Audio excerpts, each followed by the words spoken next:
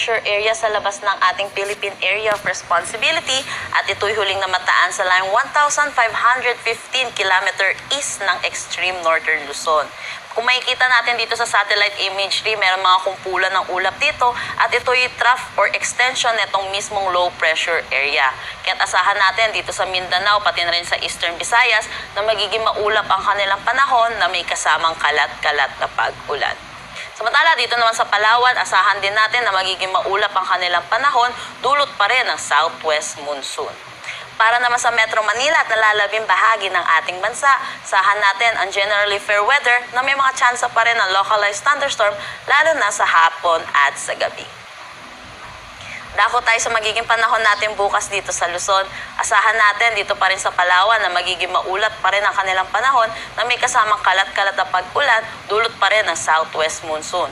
Para naman sa nalalabing bahagi ng Luzon, asama na ang Metro Manila, asahan natin na magiging mainit ang panahon na may mga tsansa pa rin ng localized thunderstorms.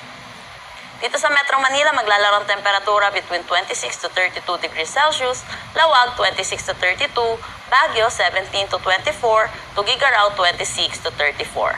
Dito sa Tagaytay 23 to 30, Legazpi 25 to 31. Dito sa Calayan Islands at Puerto Princesa, maglalaro ang temperatura between 24 to 31 degrees Celsius. Para naman dito sa Visayas at Mindanao, kita natin sa eastern section, magiging maulap pa rin ang kanilang panahon, dulot pa rin itong trough or extension nitong low pressure area.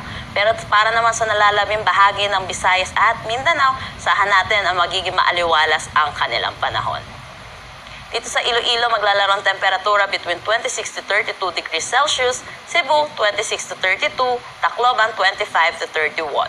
Dito sa Zamboanga, 24 to 33 degrees Celsius, Cagayan de Oro 24 to 32, at Davao 24 to 31. Wala naman tayong nakataas na gale warning sa anumang seaboards ng ating bansa. Asahan natin ang slight to moderate na kondisyon ng ating karagatan. Para naman sa 3-day weather outlook sa mga piling syudad sa ating bansa, asahan natin na malaking bahagi ay makakaranas ng generally fair weather or mainit na panahon pero hindi mawawala ang mga tsansa ng localized thunderstorm lalo na sa hapon at sa gabi. Dito sa Metro Manila, maglalaro ang temperatura between 25 to 32, Baguio 17 to 25, Legazpi 25 to 32, Metro Cebu 25 to 33, at Metro Davao 25 to 33 degrees Celsius. Ang sunset mamaya ay 5:50 p.m. at ang sunrise bukas ay 5:45.